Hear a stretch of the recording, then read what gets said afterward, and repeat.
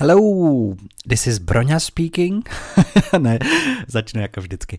Hello, já jsem Broňa, nadšený učitel angličtiny z Brna, který pomáhá lidem zamilovat se do angličtiny. Dneska mi ten začátek moc nejde. Každopádně to určitě vyváží zbytek tohoto podcastu, nebojte, nezáleží to dneska na mě. Tentokrát to bude v angličtině, protože jsem si pozval na rozhovor Toma Czabana. Kdybyste chtěli se podívat na jeho web, tak se to píše Tom Czaban. A Tom je, jak za chvilku uslyšíte, super sympatiák, původem z Anglie, který ale žil různě po světě, například v Číně a teď zakotvil u nás v krásné České republice, konkrétně v Českých Budějovicích, kde by chtěl žít každý. A s Tomem si povídáme o takových 3 oblastech, kdybych to jednoduše shrnul. První je vlastně, jak vidí on nás Čechy a náš životní styl nebo další lidé z ciziny. Když se třeba řekne Česká republika, co prostě lidem typicky naskočí za spojení ve Velké Británii, co si představí, co ho třeba nejvíc překvapilo na životě u nás, čeho podle mě bychom si měli vážit, víc než si vážíme a tak. Je to takové zajímavé porovnání, vždycky mi přijde hrozně zajímavé vidět ten náš život očima zvenčí. Potom taky se bavíme o angličtině a to specificky o české angličtině, jaké jsou typické české chyby ve výslovnosti nebo všeobecně. Tom totiž napsal super knihu, myslím, že se jmenuje 101 typických českých chyb. Každopádně, když napíšete Tom Czaban na internetu, tak vám to najde tu jeho knihu. Je fakt super, já ji mám taky. Jsem z ní nadšený, to je jeden vlastně z těch důvodů, proč jsem Toma pozval na rozhovor a on tam právě zmiňuje typické české chyby. Taky se potom bavíme o učení třeba češtiny, co je pro ně těžké, a třeba i o vtipech, jestli vlastně Britové a Češi mají stejný styl humoru nebo rozdílný, jestli chápe český vtipy. Takže pokud vás zajímá, předpokládám, že když jste si tohle pustili, tak zajímá angličtina, nebo i třeba pohled Čechů, pohled Angličanů na nás Čechy, jestli třeba dokážou poznat někoho, že my jsme Češi podle toho, jak mluvíme, podle přízvuku a podobně, tak tohle bude rozhovor přesně pro vás. Fakt slibuji, že Tom je mnohem lepší v tomhle rozhovoru než já v tomhle úvodu. Tak už bez velkých řečí. Tady je ten slibovaný rozhovor. Tom, welcome. First of all, thank you for being willing to talk to me online. And I will start with a question that I always start maturita exam, like final exam at secondary school. I always smile and say, could you briefly introduce yourself to the committee, please? So not committee, but to me and the viewers. Okay, yeah, so sure. My name's Tom. I was born in the UK, but my father's Czech. In my early 20s, I traveled a lot, and I basically wanted to combine traveling with work. So I decided to become an English teacher, and I went to China, which is where I got my first job, and I was living there for 5 years. After that, I decided to come back to Europe, and I didn't really want to live in England because I like living abroad. So I decided to come to the Czech Republic. And I actually moved to České Budějovice because my sister was living here. And I see. Yeah. I wanted to live in a smaller city because previously I'd been in Beijing. So I wanted Yeah. And so when you moved to České Budějovice from Beijing, or London, Beijing, and then České Budějovice, it sounds kind of funny to me.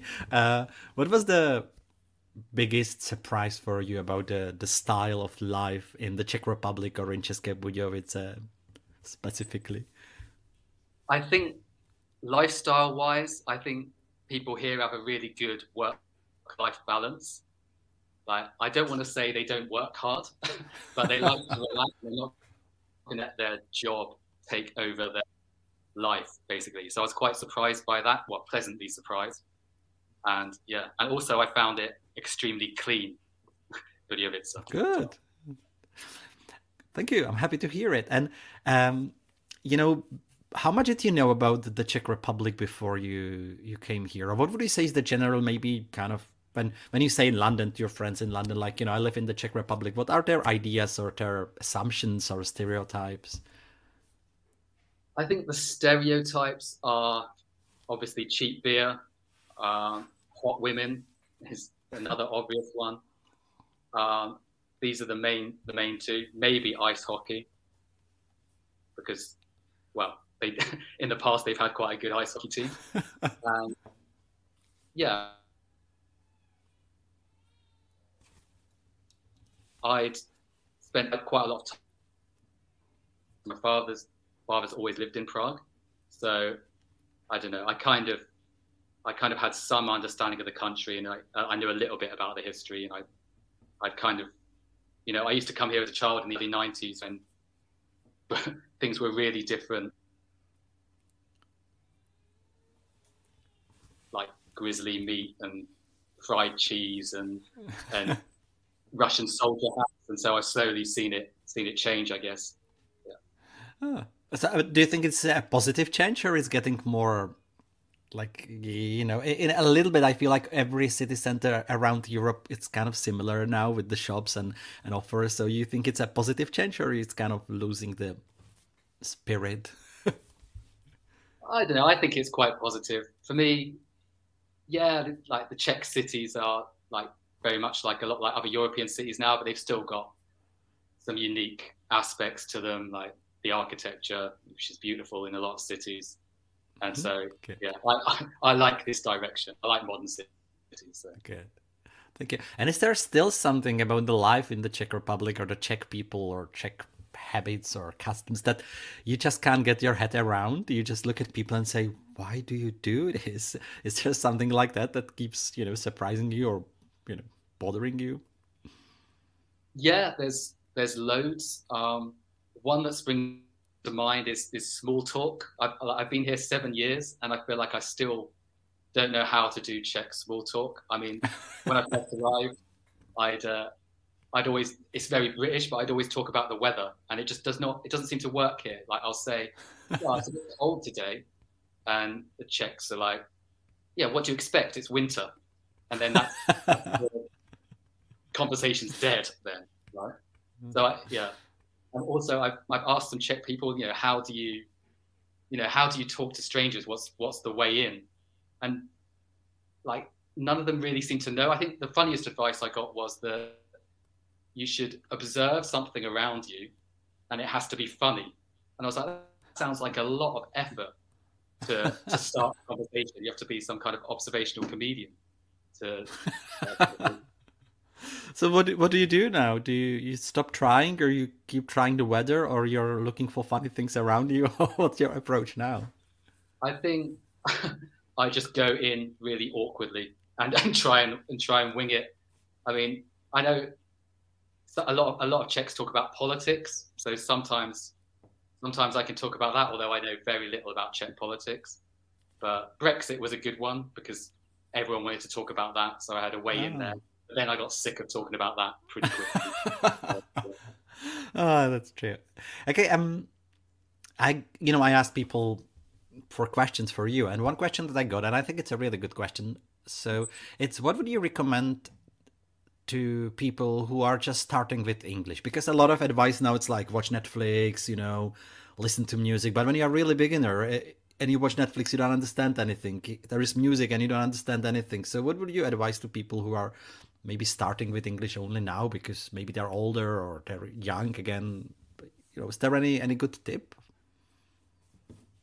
I think the obvious one, it's not so easy to do, is to go to an English-speaking country, because then it's sink or swim.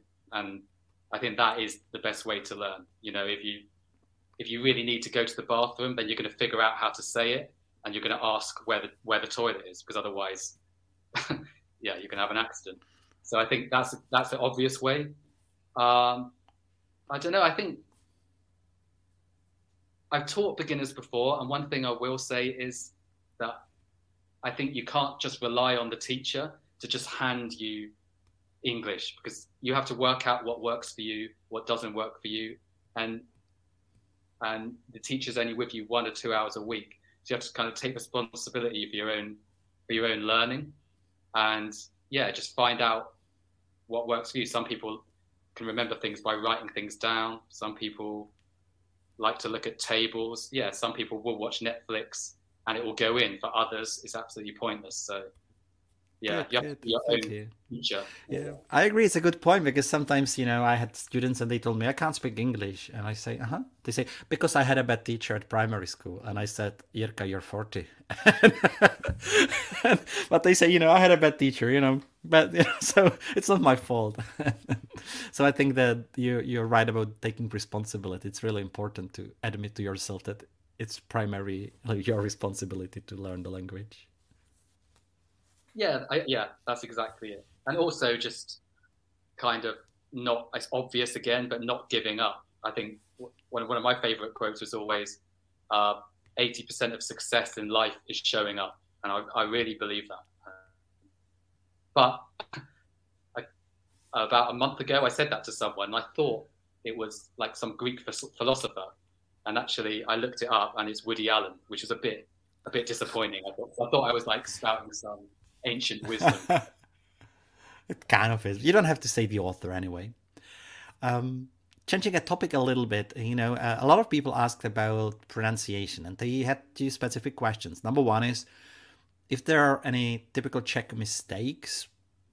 I have some tips, but I'm looking forward to hearing it from you. And the second, if you hear somebody speaking, like, imagine that we are talking in underground in London, would you be able to spot, a Czech person, because the way I pronounce things, or not only me, but generally speaking, the Czech population, are you able to pick it up? Or you would say, Slovenic, but maybe Slovak, maybe Polish, maybe Czech? Or can you locate us?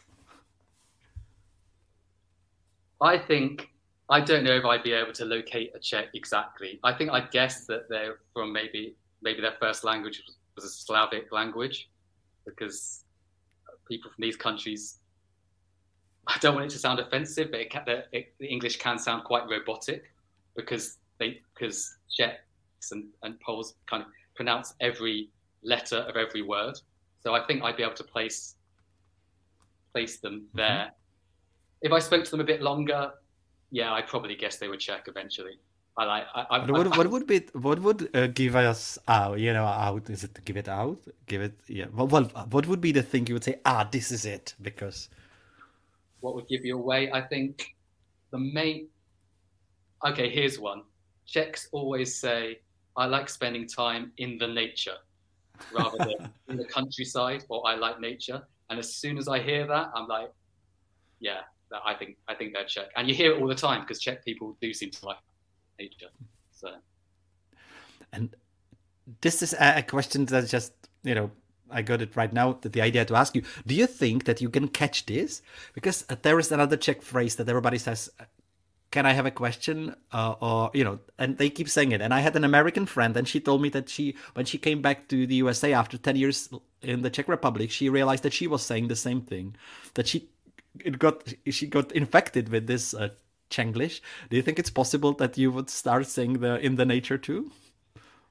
I think it's definitely possible. I feel like my English is definitely getting worse and worse. I mean, but when I came back from China, it was really bad because they've got like a different kind of order, and in Chinese, the words they use are quite basic. So I'd be saying stuff to my mum like, "Today you do what?" And she was like, "What are you talking about?" So, that's funny. Yeah.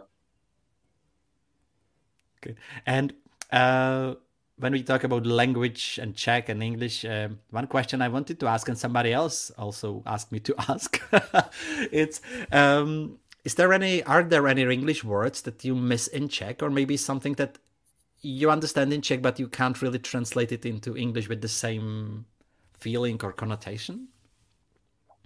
Yeah. There's a few actually. The one that springs to mind is the word awkward. Like I know you have it in Czech, trapný, but in English we use it. We can say like, "Oh, he's an awkward guy. He's an awkward man," or "Last night was really awkward." But I feel like in Czech that doesn't really work. Like you have to give a reason for why something's awkward. So you can't use it in that kind of. That's my understanding, anyway. Mm-hmm. And the other way around, is there anything that you feel like, oh, Czechs has this cool word for this, but or maybe Czech students ask you, how do you say this in English, and you just can't find the right translation? I tell you where I have that problem. I feel like Czechs at school seem to learn all the names of like trees and animals, and in England we don't really do that so much. So for me, it's really embarrassing. Like trees, I don't know. I only seem to know oak. So whenever a Czech says to me, "Oh, what's that tree called in English?" I'm always like, "I don't think it's oak." Yeah, I'm not sure what it is. Just I know one tree. Yeah. And also, it's the same with like things like mushrooms. Like Czechs have got very specific words for different types of mushrooms, and the English call them very basic things, as if like a 4-year-old can mushroom. Same for brown owl, yellow-footed tortoise, things like this. Czech, they've got like more, I don't know, interesting names rather than say what you see. Yeah, that's true. That's a good point. I never thought about it, but that's true. It's never in the textbooks. Things like, I don't know, lipa, osika, things like this for Czech. Okay, and because I think you're learning Czech, is that right? I'm trying. Yeah. Cool. That I appreciate it. So my question is, what's the hardest thing about learning Czech for you? Is it how is it called? Declination, when you say šla, šli, when you change the end parts of nouns or verbs, or. Yeah, that's it. This is awful. I mean, this is really difficult. I mean, the fact that you have to change the endings of people's names is just unbelievable to me. Like, I can't even get someone's name right sometimes. That's frustrating. Obviously, there's the Czech R, which I still can't do. Yeah, all the cases. And what else? I think it's quite interesting, as if your first language is English, if you try and speak another language abroad, other people tend to reply in English. So you don't get to practice it as much as you might do if, say, you were a Czech going to England, because no one's going to reply to you in Czech.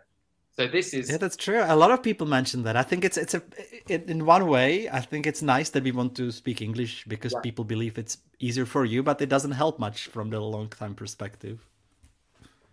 Yeah, that's it. Because you only learn by failing. I mean, one of my Czech teachers told me that I should just tell people I was from Luxembourg and that I can't speak English. Oh, that's a good idea. Although... But I did actually try that, and the girl knew more than me about Luxembourg, so it was really... So it's a good motivation to study, Okay, and what about Czech jokes? Because I have a problem that I share, but that's not real problem, but every Friday I share a British joke, okay, or, like English joke, and almost always the joke is about that one word has two meanings, okay? And a lot of times I get asked, like, I don't get what's funny about it. And I explain, okay, I don't know, deliver can be like deliver baby and deliver a box. And the joke is about the confusion. And whenever I explain it, people are like, and that's supposed to be funny? Do they really laugh at this?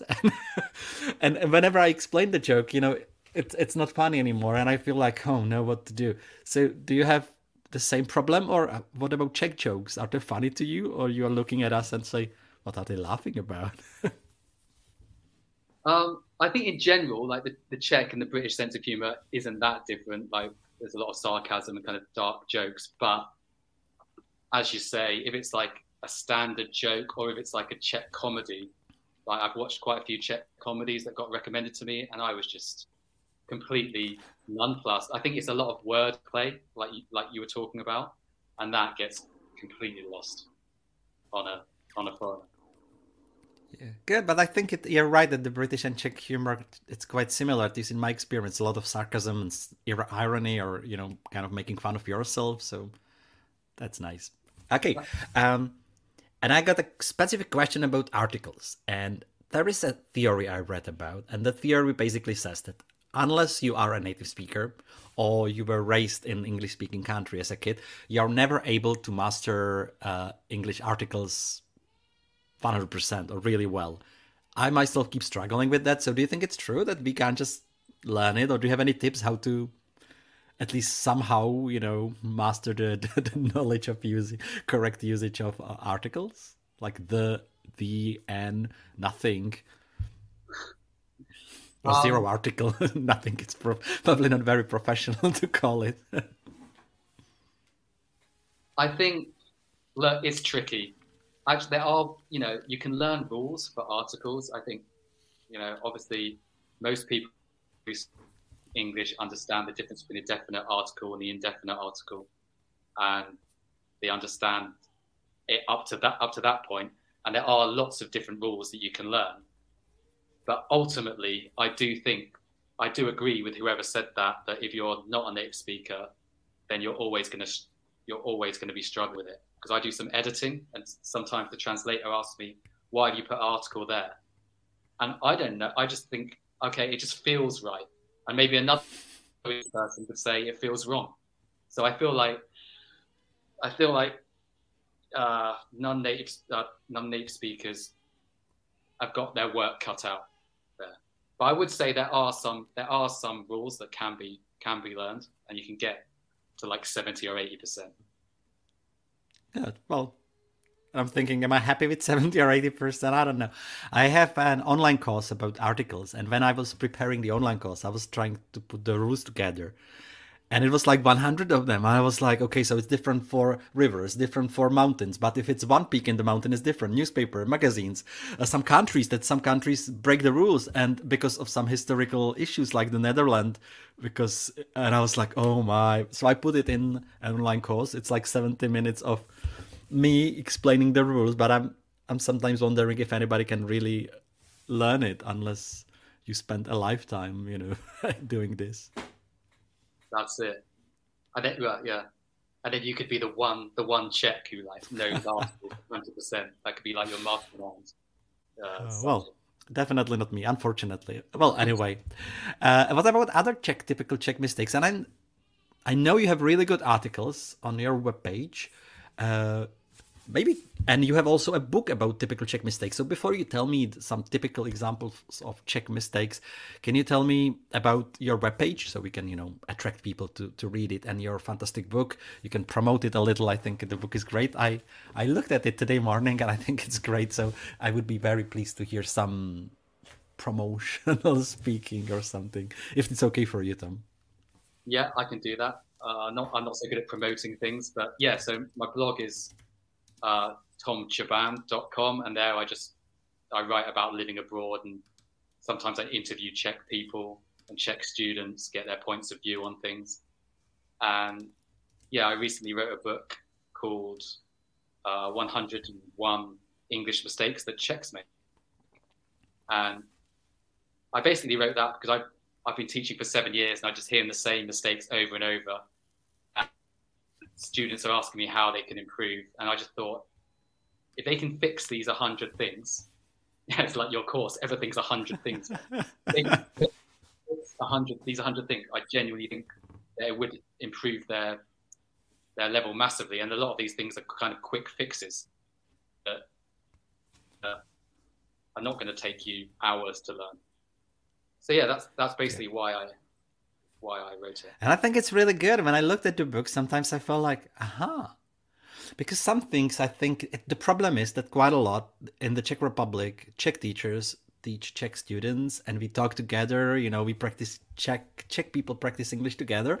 And when somebody says something that sounds good to Czech people, everybody's like, okay, I, for example, discovered only in your book that complex, it's not komplexní, like complex solution, it's not komplexní řešení, but complex means actually difficult. So if you provide complex solution, you provide difficult solution, which is stupid, but everybody says it, and it sounds so good to my Czech ears. So I think this is really, really great about your book, that you look at it from a native speaker perspective, which I think we need. Would you be so happy and mention, like, I don't know, 2-3 typical Czech mistakes, like the top of the chart? Okay, a good one is make and do. Like, we use them in different ways, and Czechs just have one word, so dělat. And so they say things like, I do a lot of English mistakes, which is like a kind of Czech classic. So a lot of mistakes. Yeah, that usually comes when they're really frustrated during the lesson, and then they're like, "I'm so sorry, I'm doing a lot of mistakes today," and I'm like, "Sorry, but that was another one," and then their heads in their hands, and but it's quite But yeah, a lot of the mistakes have just come from directly translating things in that way. Another one is word order. So in English, it's always subject, verb, object. So we'd say, my friend recommended me these shoes, but the Czech might say, these shoes recommended me my friend. So that's another Maybe one. some kind of talking shoes. Yeah. I mean, it doesn't matter that much. You can just sound a bit, I don't know, it just sounds a bit like Yoda or something, but it doesn't matter in terms of meaning. What else? Uncountable nouns. So, for example, Czechs say things like advices, informations, furnitures, when obviously they're uncountable, so you can't. Mm-hmm. By the way, I mean, like, this is maybe a strange question or stupid, but I mean, because generally we as Czech people, we have this concept that uncountable is for things that you can't count. So obviously you can say 2 cars, 2 glasses, 3 dogs, but then you say water, love, energy, because you can't count it.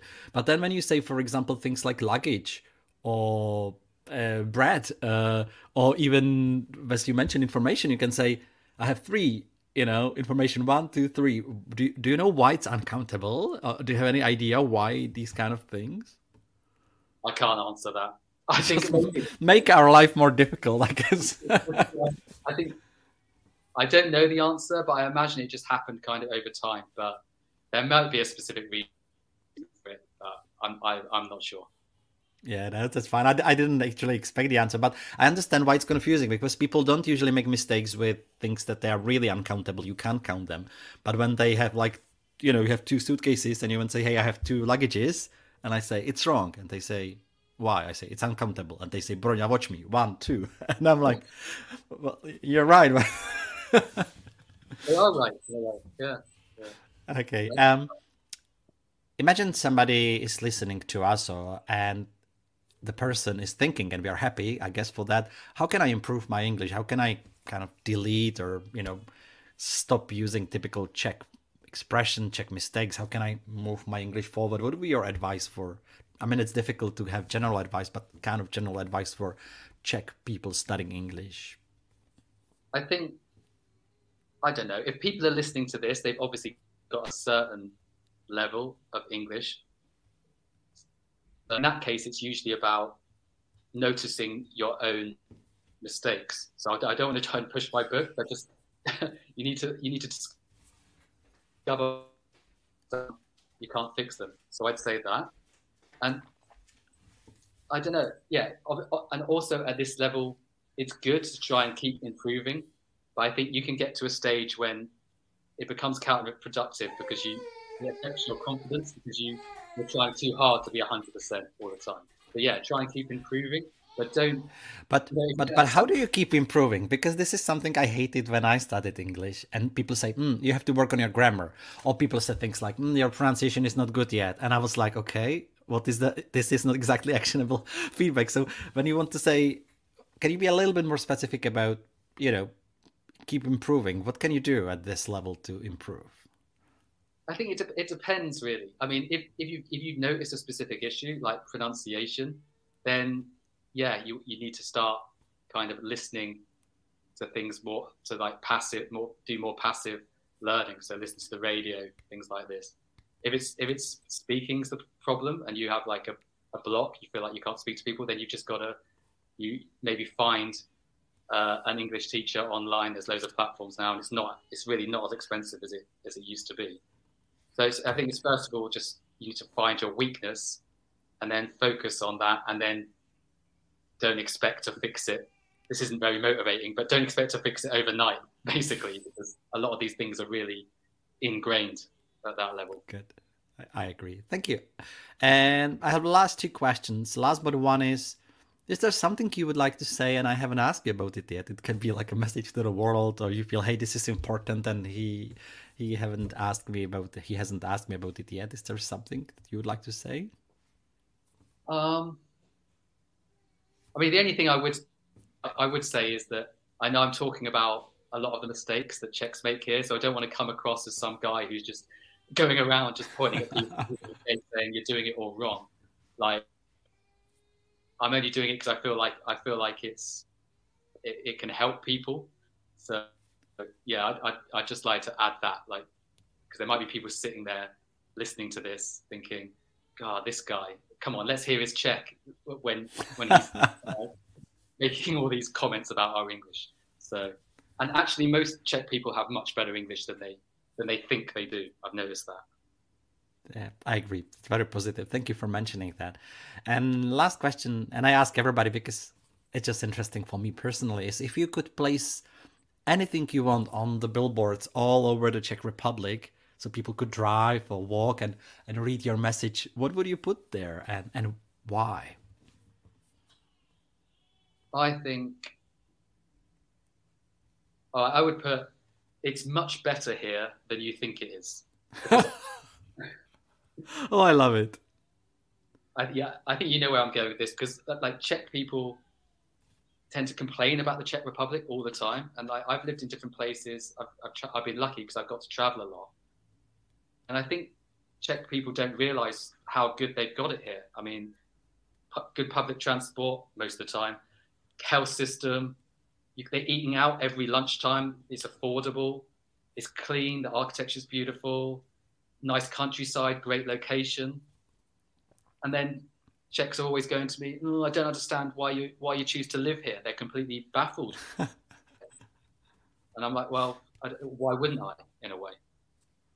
Yeah, I agree. And I think I got the idea only when I lived abroad. I lived in Ireland for a year. I came back and, for example, Czech health system, I started loving it only when I compare it with the Irish one. So sometimes when you all the time live in the Czech Republic, you keep complaining, and it's good to have the experience from somewhere else. There are definitely great things about Ireland, but when the doctor told us, well, if you want us, to attend your, injured friend, first pay us, and we were like, what? And he was waiting in front of the house, and before we pay, and after we paid, he went in, and I was like, oh. So then, yeah, there are a lot of things like that. So thank you for pointing out that. And last chance to say something as a goodbye message, because my goodbye message is thank you, all of you, for listening. I hope you enjoyed the interview as much as I did. Tom, you were super nice. It was really useful. I learned something new. And now it's your time to say something before we finish, if you want to. No, I haven't really got much to add, but yeah, thanks. It was really good to meet you again. And yeah.